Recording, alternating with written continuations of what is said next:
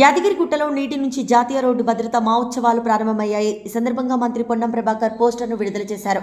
ఈ కార్యక్రమంలో ప్రభుత్వ విప్ బెయిలా ఐలయ్య, కలెక్టర్ హనుమంతరావు, రవాణా శాఖ అధికారులు పాల్గొన్నారు. తెలంగాణలోని ప్రజా ప్రతినిధులు, అధికారులు, ప్రతి పౌరుడు ఈ అవగాహన సదస్సులో పాల్గొనాలని మంత్రి పొన్నం పిలుపునిచ్చారు.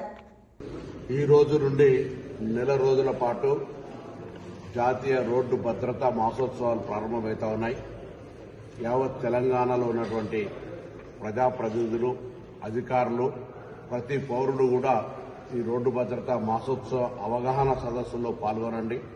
ముఖ్యంగా రాష్ట్ర వ్యాప్తంగా విద్యాశాఖ సమన్వయంతో ప్రతి విద్యార్థి వాళ్ళ తల్లిదండ్రుల దగ్గర ఒక అఫిడవిట్ హామీ పత్రం లాగా మేము రోడ్డు భద్రతా నిబంధనలను పాటిస్తామనేటువంటి సిగ్నేచర్ క్యాంపెయిన్ కూడా తీసుకుంటా ఉన్నాం.